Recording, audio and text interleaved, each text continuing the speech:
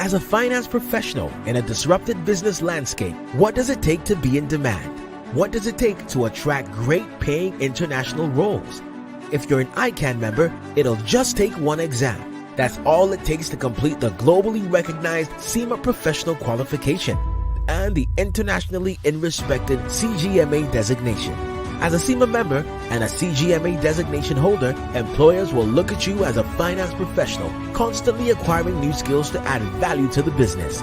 That's why they'll be willing to pay premium to hire and retain you. If you have 5 years of relevant experience and are an ICAN member, you can directly sit for the final exam of the SEMA Professional Qualification, the Strategic Case Study exam. Start studying the SEMA Professional Qualification. Prepare to make an impact.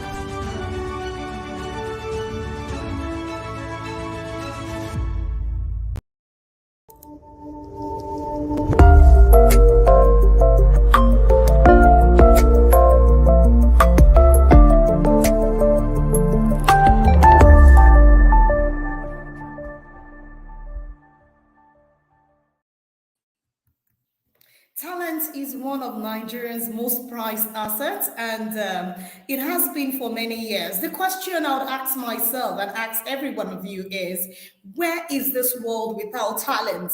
Several young people or young Nigerians in the ecosystem, they've actually built their skills and network up to the point where they can attract job offers from international firms. On the other hand, you have many startups that have raised venture capital. They have hired international experts to run the operations and to help them scale up. The beauty of talent is limitless. And you say, unlike oil, there is no danger of running out. Talent don't run out. Good evening, ladies and gentlemen. Today, Thursday, 21st of September 2023. How time flies. It's already September, almost the end of the month. I greet my dear colleagues, my friends, and the friends of the Institute of Chartered Accountants of Nigeria. It is great pleasure to welcome you to another episode of ICAN on Air. My name is Fumi Olani. Today we are discussing something that relates to, I wouldn't say the Gen Z or millennial, I will just say to every one of you, because we are all talents in any field that we find ourselves, especially the accounting field.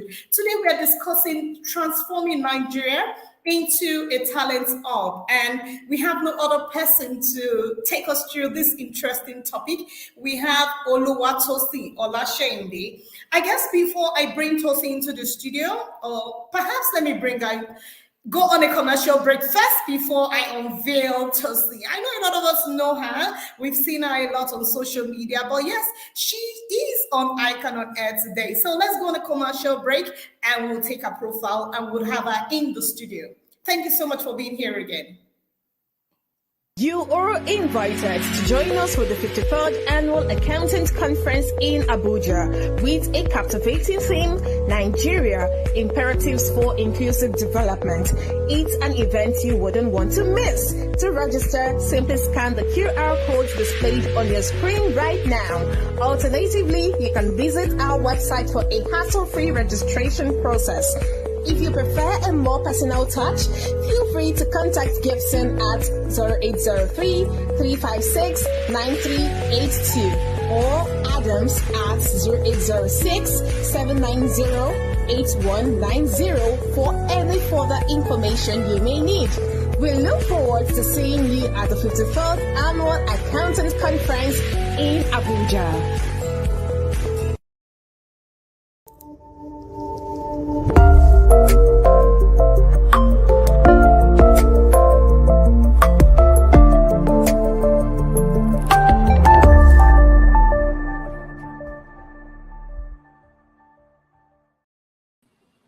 It's still your one and only ICAN on Air program, and you can see the beautiful smile beside me on your screen. So today we're discussing transforming Nigeria into a talent hub, and I have in the studio Oluwatosin Olasende. I'm going to take a profile before she's telling us everything she needs to let us know about Talent Hub. Oluwatosin Olasende is a highly experienced chartered accountant with a decade of expertise in accounting, in auditing, in taxation, in corporate finance. She's the founder, CEO of Money Africa. an innovative tech platform designed to equip over 200,000 individuals with financial literacy and investment skills using technology. A deep understanding of financial literacy has driven her to create an ecosystem of financially literate individuals through a platform. A passion for developing a platform that provides millennials and Gen Z equal access to wealth accumulation techniques has led her to creating Money Africa and LADA. Oluwatosin is a graduate of the University of Johannesburg, and her dedication to educating thousands of social media followers has earned 2020 LinkedIn Top Voice of Finance and Economy. I can go on and on, but yes, I need to mention to you one of the very great attributes of Tosin. She is a Washington Mandela Fellow and a finalist for the Future Awards in 2019. She was also chosen as one of the top 100 women for leading ladies in Africa and was among the top 8 traders by CNBC Africa in 2012. Oluwatosin is a Golden Key International Honor Society member, and she has delivered a text talk. She has been on BBC UK, Al Jazeera, CNN. You can see we can go all and on about Oluwatosin. And with a smart team, she aims to spread the message of personal finance to as many as she can. And she would advise us today on the wise decisions to make to best spend our money. Oluwatosin is the champion of financial literacy movements in Africa. You're welcome to the studio. You're welcome to ICAN on Air, Tosin. Thank you very much. I'm very excited to be here. It sounds really exciting already. So I'm excited to be here. Yeah. We're happy to have you equally. So I will try to throw out the first question, which I know some of these things are in it for you. So in order to remain competitive and to command respect in today's world of VUCA, that's when you talk about the volatility, uncertainty, complexity, and even ambiguity. The nation must go beyond knowledge and skill acquisition for their citizens. And we know talent is important here, and knowledge builds talent. So we will be very happy if you can let us know what talent really means to you and what makes it different from knowledge or from skill. Or do they mean one and the same thing? All right. So, I mean, based on definition, according to the dictionary, talent is inborn. It's something you're born with. It's natural. Skill is something you learn over time. You hone the skill, right? But in today's world, people actually use the word interchangeably. So whenever people are talking about talent, they could also be talking about skill amongst others. Now, the next question you were asking is how important is talent to us? Am I right? Yes. Talent is like the bloodline of a business, right? If you have the wrong people, then the company is done for. I read a research and it was stating that many companies go under not because of a lack of fund, it's because they do not have the right people in the right places. So talent is the bloodline of the business, and that bloodline then generates cash flow and many other things. You see, now you know we have the right person in the studio. You know, you have worked in different places, and from corporate organization perspective, our global audience would appreciate if you can actually run us through the concept of talent hunting, talent retention, and talent management. Because I recall in your comments now, you talked about having the right person because that would make or mar the business. Absolutely, it's very important. But let's start with talent hunting. Talent hunting basically means you you have a need, you want to meet that need. So we are going all out, we're trying to find this person, we have a description of what we're looking for. Talent management is once you've grabbed that person, the entire onboarding process, the process of them assimilating with the team, the process of them staying in the business, is all part of the management. You're continuously nurturing. It's like a plant. You're nurturing that plant. You want the plant to blossom. You want the plant to flourish. You've seen a case where as a person can be working in a company and they are just performing at suboptimal level. That same person goes to a similar role in company B and the person is shining. What has happened is this: the soil in the two different companies differs, and that's the job of talent management. You want to ensure that you're putting that seed in the right soil and that person can actually blossom. Now the third one is talent retention. Our company, we have 2 tech companies and we have a team of 22. It is very expensive for us to replace a person. So it is the job of every entrepreneur out there to ensure that you are doing what you can to retain them. I mean, there are certain cases where you cannot compete. I remember there was a time that one of our team member was moving to Bloomberg, UK. I mean, I'm not a witch. There was no ways we could compete. I mean, we did a farewell and we say, we wish you well. So there are certain cases where you cannot compete. But if you can compete, you want to retain that talent, because if it has cost you something to train them to where they currently at.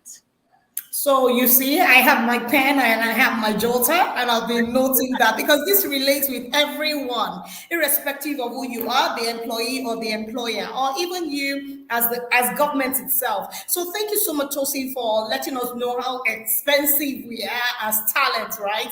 So thank you so much for that. I would ask you, we have a lot of viewers here, both local and global viewers, and we'll be happy to understand what talent acquisition matrix, we call it TAM. It's the pillar and how strong talent acquisition strategies can be promoted. Okay, so when you're talking about the talent acquisition matrix, you're looking at things like what time should we hire, right? You're looking at things like the source of the hiring. Where are we hiring them from? Are we hiring them from social media? Are they going to be from referrals? Are they going to be from lateral movement? Where is that source coming from? The next one is the offer. I was having a conversation with a friend and she said, Tilson, there are certain offers a company will make me that I will stop, negotiating with them. People say so much that the first offer you make towards someone shows you the way you value them. So that offer is also very important. You don't want to lowball them too much. You don't want to lowball them whereas they're like, this is an absolute joke. So offer is also very big there. The next one is the quality of the hire. And the very, very last one is we're then looking at the cost per hiring. Now, again, based on research, whenever the HR company is interviewing for a role and they say this is their amount that they're anticipating, trust me, they've already budgeted in their minds that they're expecting you to negotiate. So you can go ahead and use that lever, and actually they want you, they're expecting, they're anticipating that you're going to negotiate. So these are like the 5 key pillars to sort of look at. Wow. So the quality of the talent, which is us, right? And then the offer. Thank you a lot for that. And we'll keep that in mind. We want to say hello to our viewers.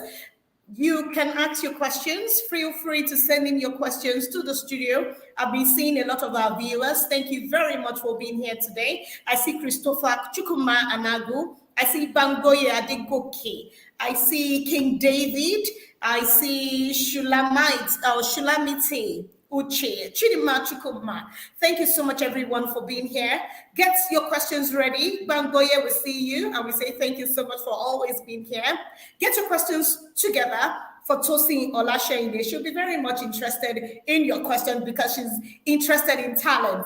So, Tosin, you're an accountant too, and as chartered accountant, a financial analyst that you are, and also an investment coach, how important is time as leverage when investing or when planning to invest? Time is an asset. Time is a pillar. Time is very critical. I love to use a scenario. So let's say, for instance, a person finished NYSC at the age of 25. Sorry, a person is completing their NYSC at the age of 25 and they join the company. The company gives them, let's say, about 80,000 naira, and the government gives them about, I think it's 33,000 naira, 38,000 naira, right? If that person was investing 20,000 naira every month and earning 10% per annum on that amount of money, I know I'm speaking to experts in the house and we know how compounding works.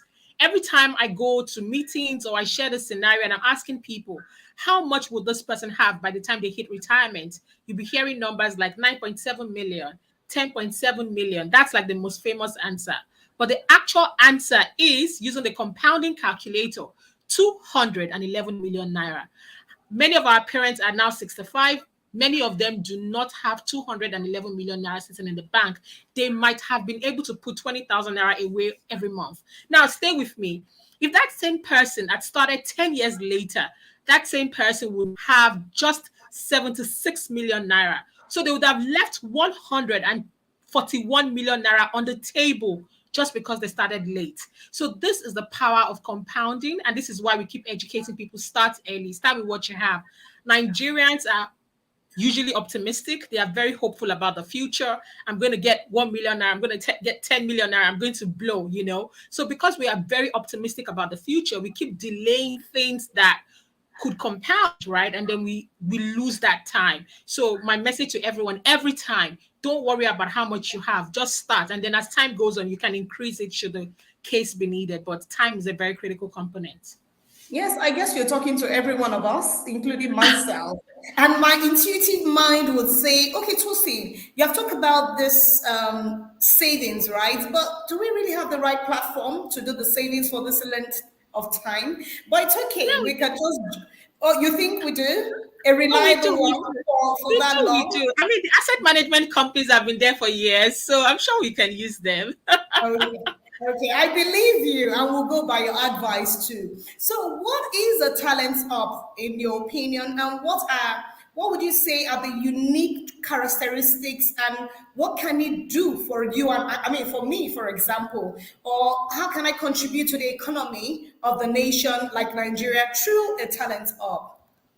Okay, so what the talent hub basically means is that it measures, it showcases like the right candidate. You want to be able to go into a hub. Oh, for instance, I need X, Y, and Z, and they're like, oh, this person fits that category. This person fits. Sometimes it could be leveraging on AI. It could be leveraging on other metrics. You could leverage on the power of technology. But a hub basically wants to showcase and show you the talent that you actually need. And you're finding everything in one spot. So think of this like you're going to a restaurant, you want to eat something, you want to go to a buffet where there's a chance that you're finding what you're looking for. And that's really what a talent hub does. It showcases the talent so that you can find the right match for what you're looking for. And I will always strongly advocate for people to always join a hub so that should the time or should the case arise that you need it, they can showcase, they can highlight you as a talent so that you can find the right match. Okay, maybe you advise us later on the different types that people can join. You know, it has been opined in some quarters that what has come to be known as Jackpot syndrome. We are used to it in Nigeria today. Was the inability of Nigeria to actually develop and retain or even manage human talent. What is your position on this opinion? Do you want to hear the truth, or do you want to my truth, Oluwatosin's truth, or do you want to hear what everybody is saying? What do you want to hear? We need to know what your perspective is as the expert in the house. Okay, fine. I have to start with my perspective is Oluwatosin's view is a bit contrary, right? I know everyone is worried and everyone is concerned. You are losing talent and things like that. And I'm not too worried, right? In the first half of this year, I think we lost about 22,000 people to Canada, right? We're looking at the numbers last year. The people that we lost to the UK was about some 6,000 people, right? According to the National Bureau of Statistics, about 90 million people are in the job market. Of course, that's a very big, vague number. We're looking at the quality of the talent. So in a situation where as you have only a certain number of dermatologists or certain number of neurologists, you know, when it comes to the talent, then we're feeling a bit weak.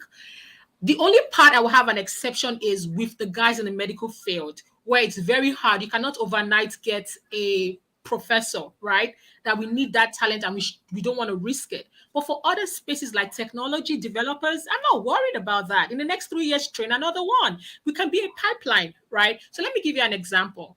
As an edtech company, we noticed that after 2 years of our interns joining us, people join us from NYS and they stay for 1 more year. They go to the big fours. Initially, I was very upset that, I mean, you guys are using me as a talent pipeline. But I was like, if this is a pattern, let's start preparing for it. We started creating a buffer because we knew what's going to happen. So if I'm seeing it instead as an opportunity, how can we create more people that they are taking from us? So these guys and the big guys that it's guys in tech, they're taking our developers, they're taking front-end designers. That's not a problem. How do we accelerate those 3 years? How do we start creating it out?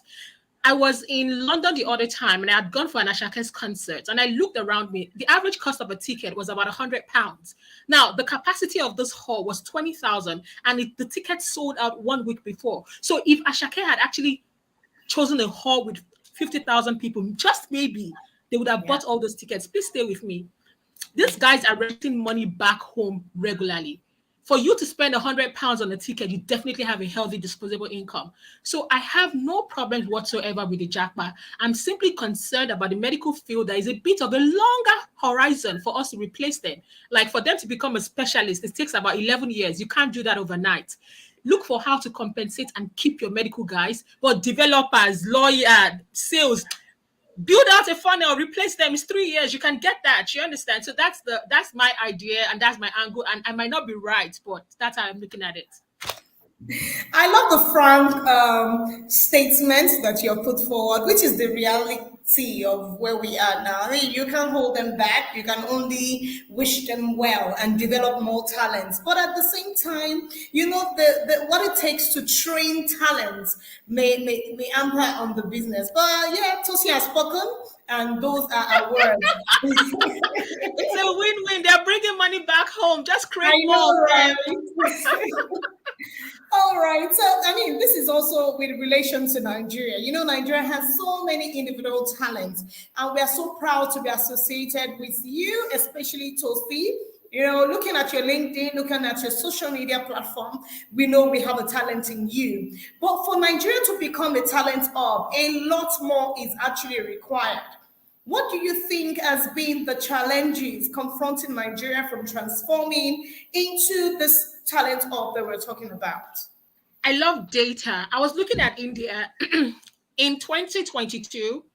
India earned 171 billion US dollars on exporting software services in the name of talent, right? And that number is about 40% of Nigeria's GDP. For a bit of context, and we all know Nigeria is the largest GDP in Africa, I mean, sub-Saharan Africa, right? And 40% of our GDP is what India is making as revenue from selling software services, that is tech and all these other nice, service. So we just need to, number one, we can't be, for the past, this whole conversation has started now for about 8 years, jackpot. What are you going to do about it? We need to create a funnel. So I'm excited about the new Minister of Communications and Technology. I'm hoping they're just going to be a bit more pragmatic, build out that funnel. We want to create your intentional. We are training, we are honing skills so that we're thinking about the next 10 years. And that's what happens. Every time we're having this conversation, people are thinking about 1 year. How do we build out a funnel so that in the next 10 years, we stop having this conversation? For some reason, they love Nigerian talent and they are poaching them, and you cannot stop it. So you have to be aggressive about building out a funnel to train enough. Let's cuckoo sell. So let's treat it as a trade. Yeah. All right, that makes so much sense, and thank you for noting that. So, for employers and for Nigeria itself, let us make it work. So, I want to go to the figures now. You know, you have also quoted the Bureau of Statistics, but I'm also, according to the National Bureau of Statistics, in 2022. They say multidimensional poverty index. The survey actually says 63% of persons living within Nigeria. That's about 133 million people. They are multidimensionally poor. Nigeria was and is still experiencing serious infrastructural deficits, and there's a decay. We see it every day. But what must happen? What must have happened, or what has gone wrong with the individuals and even our corporate talents that are bound in Nigeria? What would you think, looking deeply? Okay, so if we're talking about multidimensional poverty, if we're being honest, a person watching this program is not the person affected, right? This person is most likely not on this call. The person that is being affected is the average Nigerian that is spending about 60% of his or her income on food, right? So they keep talking about what are the low-hanging fruits, what are the quick wins. And the quick win for me is it has to be food. What makes a person, I mean, you need to eat for you to be able to work. You need to eat for you to be able to go to school. You need to eat for you to be able to come up with ideas. Go after the food. Look at the tariffs. Look at the bags of rice. What can you do? How do you take out those tariffs so that people can actually find food affordable? So they'll say, oh, we want to distribute 5 billion naira or want to distribute. No, crash down the price of that food. Open the border. Let people be able to buy food cheaply. Let them eat. Let them be able to go to bed with a good meal. Every other thing sort of then, you start seeing that ripple effect come true. But I would definitely advocate a strong win, a low-hanging fruit has to be the food. If 65% of my income is going towards food, if I can crash that down to 35%, I open up a bit more space for me to do other things. So yes, go after the food first. Yes, and we see it even in parties. You see how we also for food. So food is definitely a big deal to say. Yes, I agree with you. So they should close that loophole. There's this general belief that Nigeria has everything it takes to become the Silicon Valley of Africa. And you see what's going on in Onga right now, where President spoke. I would say confidently about Africa itself. So, what is your position on the belief, and what are your reasons for saying so? All right. Again, I'm going to go back to data. What is a good metric? If you look at the tech space, and we are looking at, we want to be the Silicon Valley of Africa, meaning we want to be like we want to be the tech hub of Africa, right? So, what attracts money? People invest based on hope. People invest because they think, and it might be right, it might not be wrong. Look at what do they call that thing again? There was a particular type of cryptocurrency that a lot of Bitcoin? No, not Bitcoin, the one that has pictures, NFTs. Oh, People NFT. were investing in NFTs. Why? Even though it's not an asset or now it's crashed, they hoped. So investor sentiment is a signal as to where they think the hub is. And guess what? Over the past 3 years or so, Nigeria has been the top country that attracts foreign investment for tech space, followed by it. Sometimes it's Kenya, sometimes it's South Africa, sometimes it's Ghana. But Nigeria has retained the spot, and the spacing between the first spot and the second spot is actually quite wide. So what if we're to go by that metric? What it's telling us is this: that yes, they think, they perceive, the investor sentiment is saying that we are the hub, right? So now how do we bring that into fruition? You want a situation whereas we are building the talent pipeline, we are training more people, and we are also exporting that talent. Every time, like for instance, based on the feedback we've seen on social media from global companies, they hire a Nigerian developer and they're like, oh my gosh, we need to hire more people. They know what they are doing. So it's like you're giving people a taste of the pudding for them to see how good that food is. So widen it out. They've signaled to you that you are good. They've signaled to you that their money is worthy of your time. You want to invest in that space. You want to do better marketing. You want to display them. You want your governors to be at the forefront of it. You want to also partner with them. There was a time that they were shutting down Twitter, because of some other kind of issues. So the kind of moves that you make, the investor sentiment, you're very intentional. So you attract more money. So these are my thoughts on how, we can really, really stamp our place as that. I also see Rwanda doing a very, very great job, but we can do more. There's room for more. Yeah. Okay, thank you so much, Tosin. I think that I can see comments from our viewers, and I'll say thank you very much for joining the show. And we're still here with you discussing how Nigeria can be the main or the talent of Africa or even of the world, right? So we'd like to go on a commercial break, and we still have Tosin Olasheinde in the house. She's the expert that will discuss this topic that we have. So get your questions ready, and we'll be right back.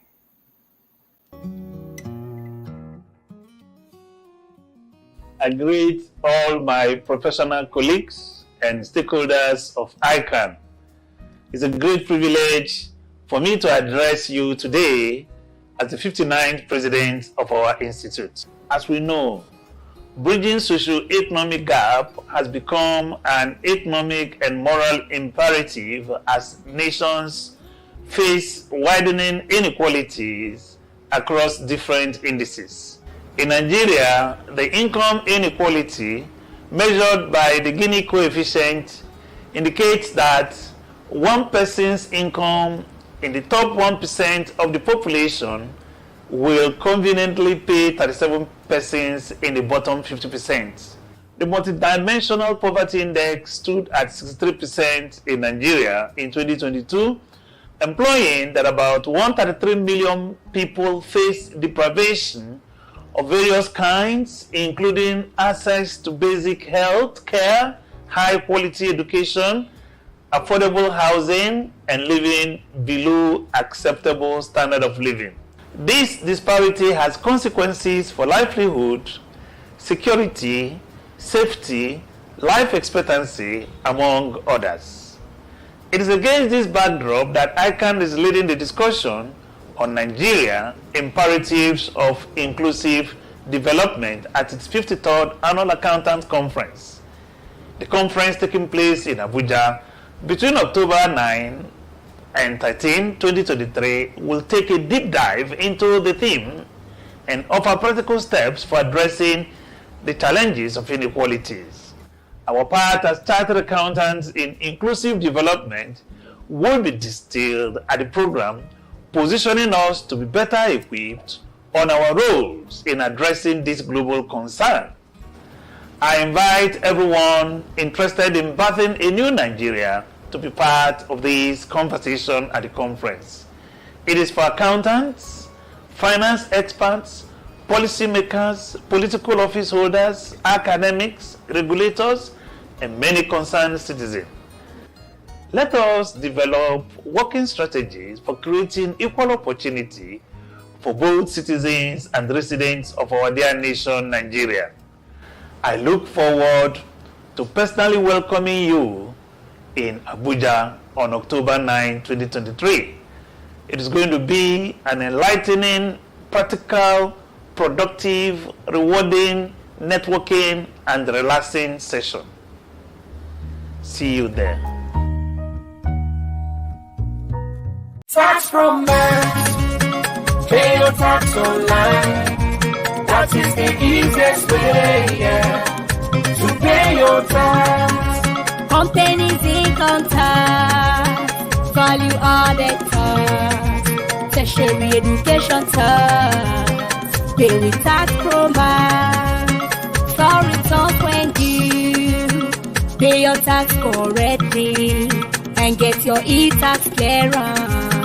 Pay your tax online. My better people for Obodo Nigeria, I don't bring better information come give una. To pay your tax now, it don't dey easy like ABCD. With this new Ogbonge platform where the Federal Inland Revenue Service (FIRS) don't bring come, then they call them Tax Promax. With this one, now for your house or office, you go just dey pay your tax. And if you want pay your tax, make you log into www.taxpromax.firs.gov.ng. This message now the Federal Inland Revenue Service (FIRS) they bring them for now. Pay your tax online.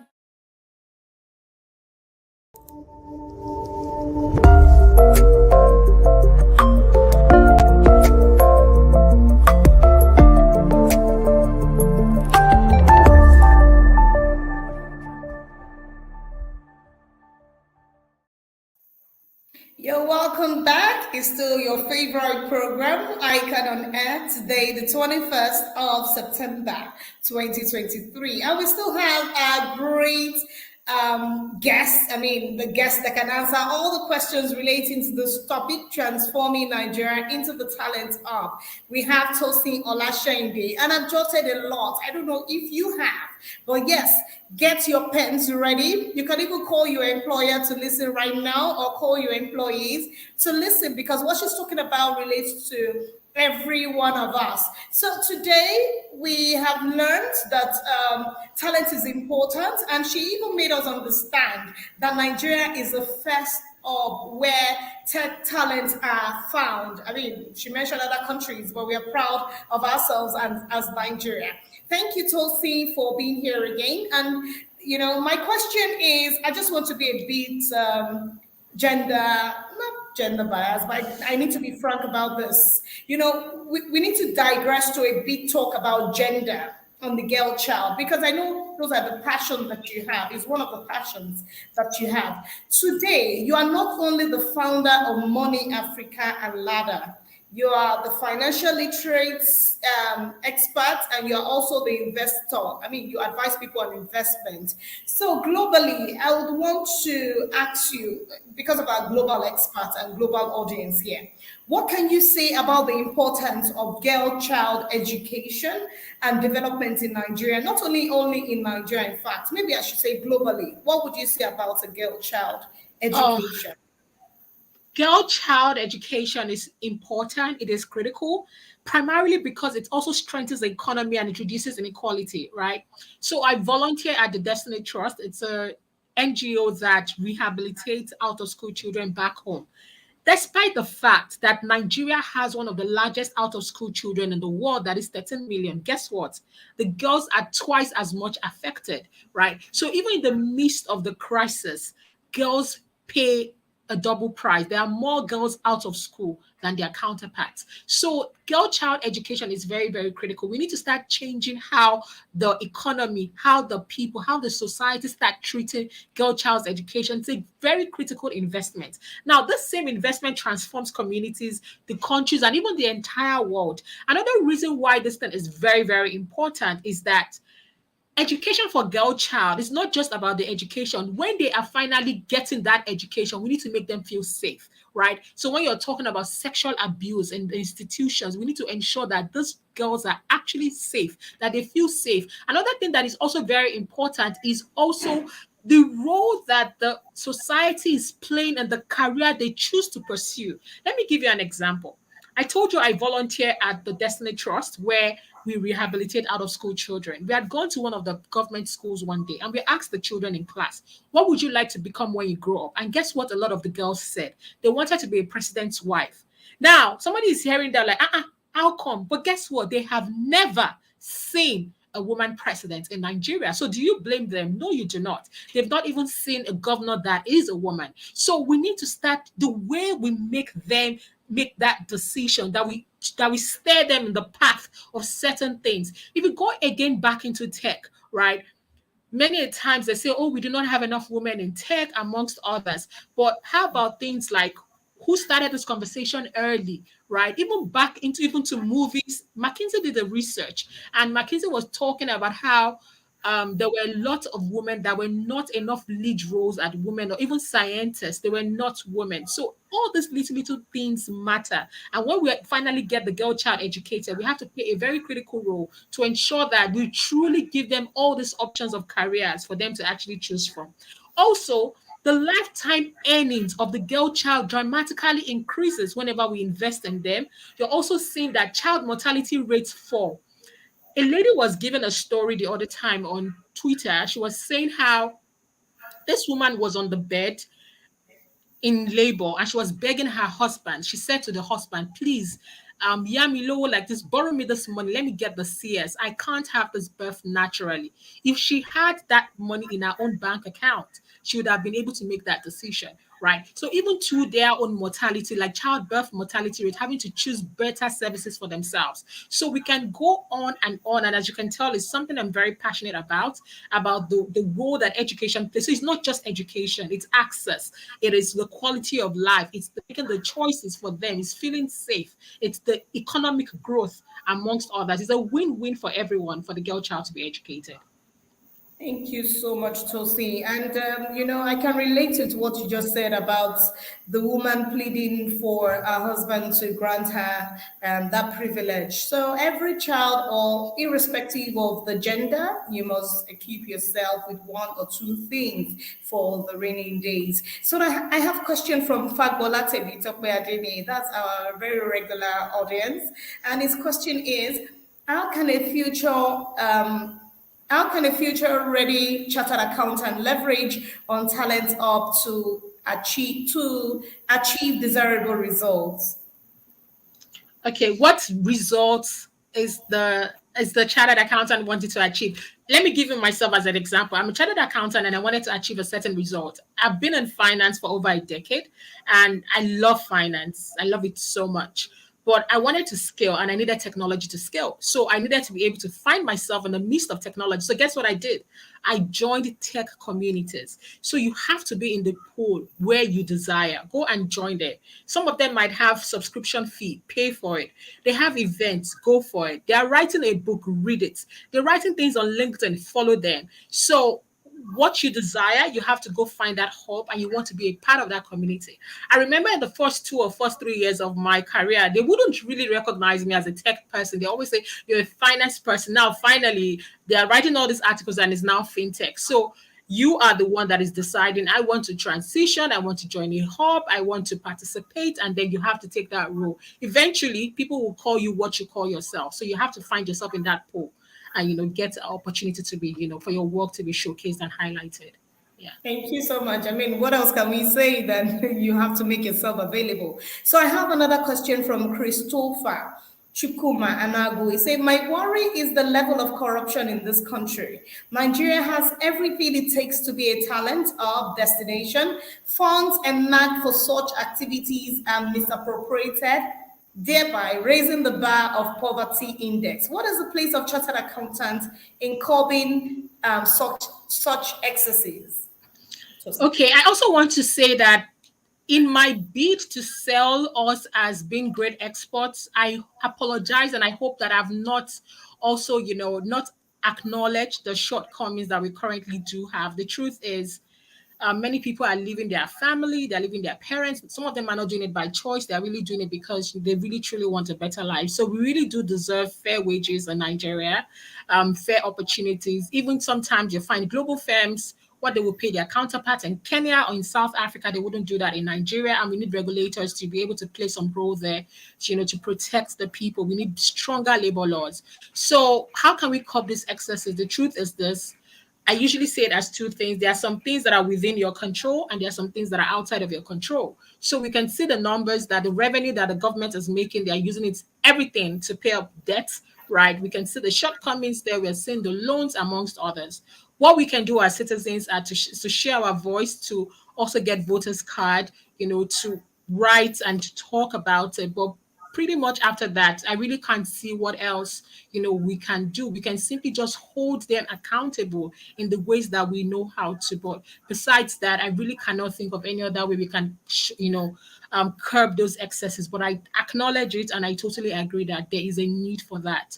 We need to do better with, how we utilize our resources. Yes, and they say the pen is mightier than the sword. I've been seeing a lot of young people write back to government to say this thing is not working. So yes, people have been writing, and I think it's been changing a lot of the narratives in how government has been doing things. So yes, we have the freedom of speech. We can always write anything to the government, and they would listen, in my opinion. So this question now is for you as Tosi. We're considering your global track record and the successes that you have assumed or you have earned. Imagine Mr. President today call you to advise the economic team on transforming Nigeria into a talent hub. Run us through some of the bullet points that would actually make you make your presentation templates for them. I mean, what would you say would be the striking points that will make Nigeria the talent hub? Okay, I think my striking points, number one, would be I want to win them over, right? I need them to be able to see what is possible, right? Who are the people that have successfully built a talent hub? We're seeing Rwanda play a very critical role there. Some of the things that their government are sort of giving them are things like giving them a tax, what do they call that word again? A tax holiday, right? For some tech startups. What they're doing is they're giving them access, right? So for instance, imagine you building something for Lagos State. These states have data that we do not have, right? Imagine them making our lives easier, giving us certain kind of data. You want there to be a partnership, and they have to see that it's a win-win. A partnership would really work when the government sees that they are going to win and we are also going to win, right? It's going to be a win-win. So number one, I want to win them over. Number two, I want to show them what has worked in the past, and Rwanda is a fantastic example of showing what actually has worked. Number three, we want to be able to share data.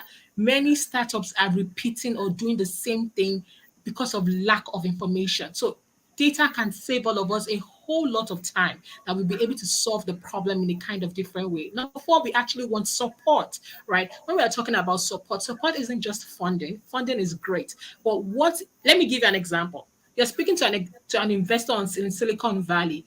If the investor knows that you have the backing of the government of your state, that takes your idea from 0 to 10, right? They can see that this is like a sure banker.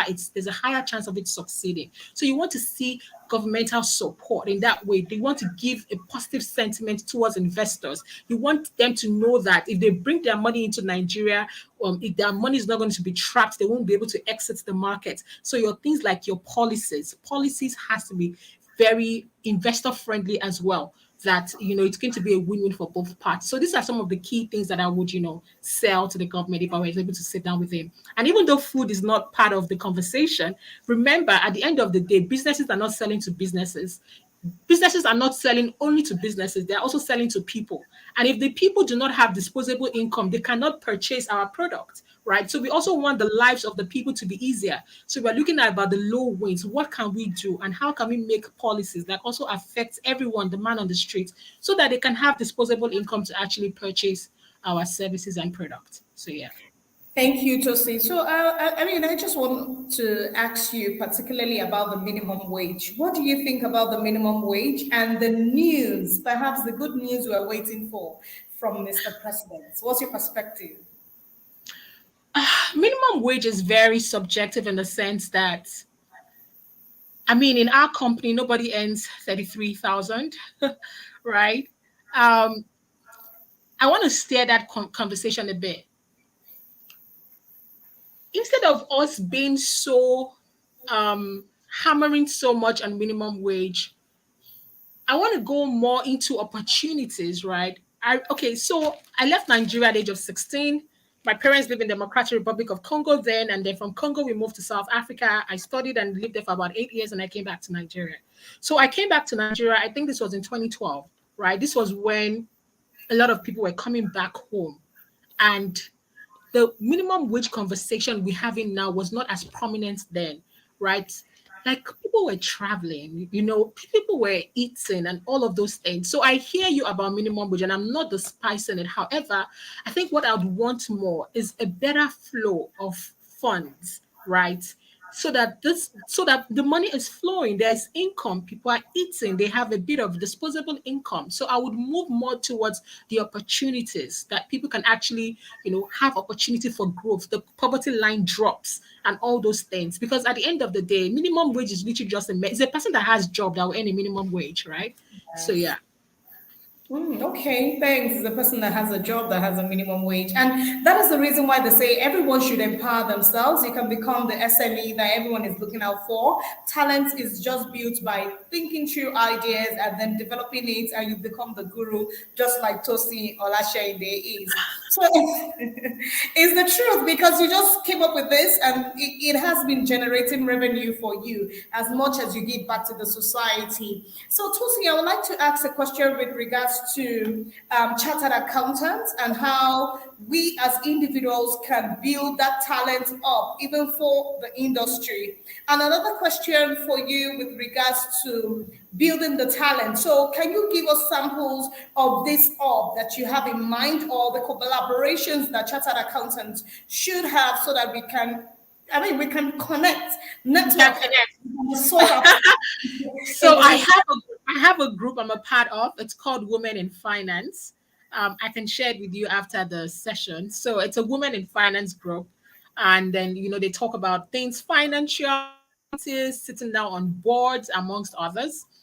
And you spoke about something about developing a hub. I spoke at a secondary school sometime last year, and they were talking about opportunities. And I said to them, I remember as a 15-year-old then in Queen's College several years ago, I think about 20 years ago, I did not know that I would end up being a money.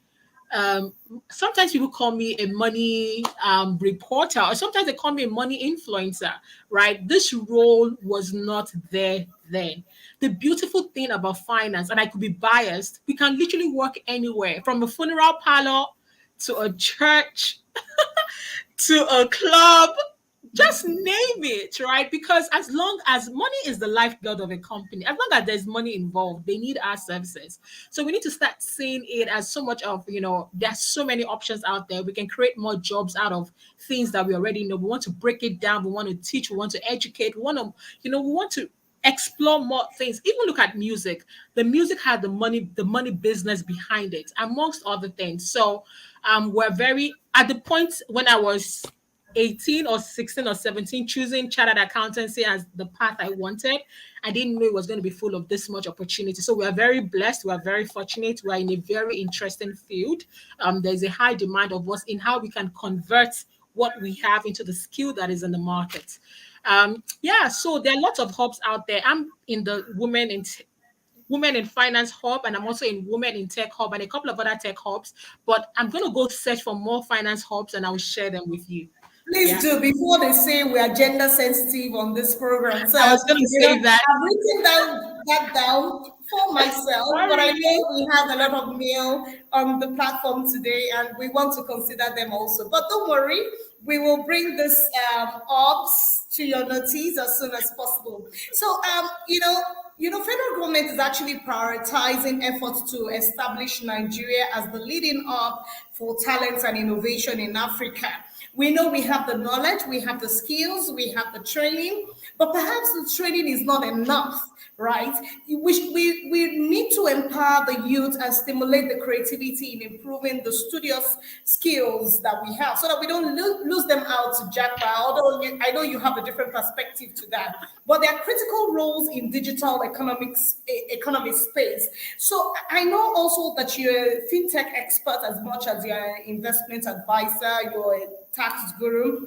What would you then say about digital economy? How can the individuals equip themselves, or what platform can we really advise people to go to learn more about being the experts in their own field?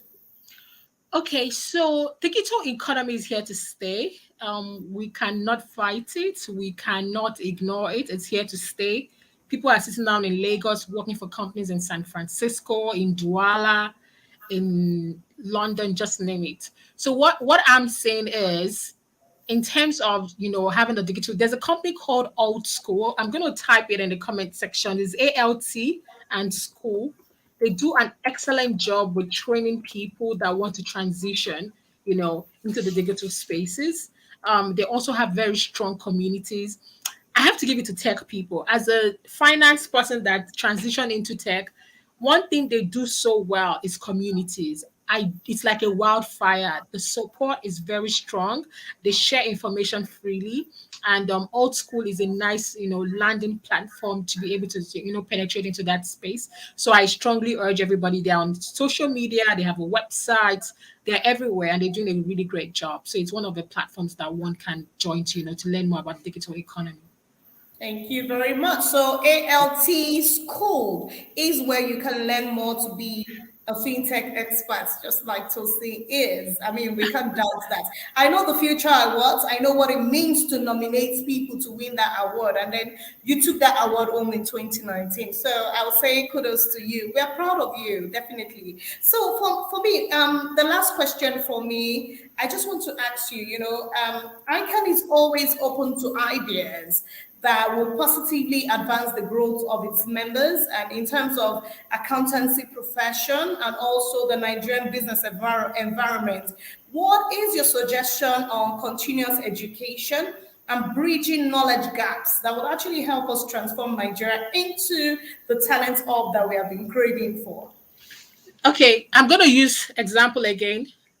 I studied in South Africa, and South Africa's chartered accountants are known as, like, if you pass the psycha exam, like, oh my gosh, what can I compare it to? I don't know what to compare it to, but it's like one of the, I think they have a higher rep than tech in South Africa. Like, it's a highly strong community. What I would say is this: we need to, number one, let more people know, and we want to catch them early. Start whispering it into their ears early. So we want to go to the primary schools. You are whispering, no, it's dancing in their ears. Now, the way parents are playing now with coding, they're already telling their 7-year-olds, their 8-year-olds, we want to start whispering it into their ears early, right? And the beautiful thing about finances, even if they end up not being a subject matter expert and they want to transition, that knowledge, the way the mind has been programmed to think, to solve problems, is a critical asset. I'm such a huge fan. I could be biased, right? So number one, let's catch them young. Number two, let's tell them more about opportunities. Number three, let's bring our winners and let them tell their stories. So you see people that are, they're icon, like, let them share their stories, especially in different fields. And if you can even find the ones in non-conventional, that is not your regular big force, the more you want them to come and tell their story so they can see that there's a myriad of opportunities available. People, the best way to sell something, just sell a story that is true and that people can connect with. That's all. Thank you. A story that is very true is a story that Tosi has narrated about her career growth, and it has earned her this much as an expert in the field. So thank you so much. As we come to the end of the program, I would like to say thank you so much, Tosi, for being here. We know you're very busy, extremely busy, but yes, you answered our call to be here, and we are very grateful. We'll say we hope that you'll be here the next time we call you, even at short notice. Thank you so much, Tosi. Thank you so much for having me. You did an excellent job moderating. I enjoyed this. It did not feel like an hour. I felt like I was chatting with a friend. And thank you, everyone, for listening. I'm grateful. Thank you. Thank you. Do have a good evening, Tosi. Take care. All right.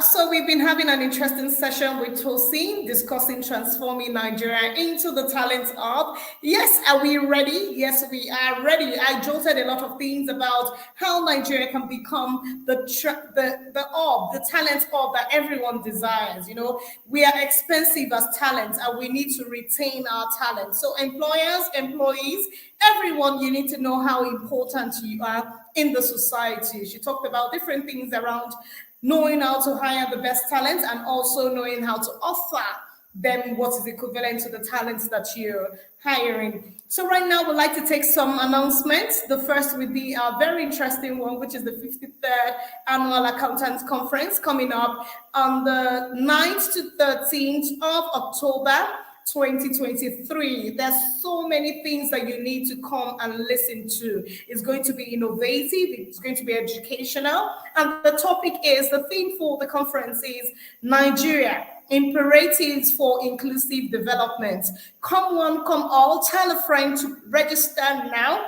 If you look at the chat box on this platform, you'll see the link where you can register for the conference. So many interesting talents will come there that day. During the conference, it's going to be full of innovation, full of information, and you'll be very proud that you joined. You can even join virtually, but definitely we want you physically at the International Conference Center, Abuja, FCT, Nigeria. Come and have fun with the accountants in the house. So another announcement is ATWA September 2023 examination is scheduled to hold on September 26 to 27, 2023. Registration is ongoing. Unfortunately, today is the last day. So remember to tell a friend to quickly register for the examination. And also, professional examination is scheduled to commence.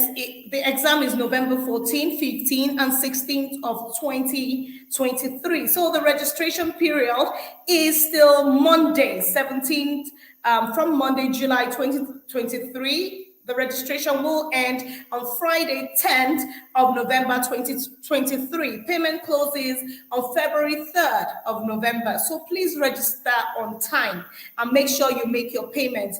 We have EMCPD training, strategic management in a VUCA world. We talked about VUCA today, so I'm not going to tell you what it is. So the training is September 28th to 29, 2023, and it's a physical appearance which will cost you 100,000 naira.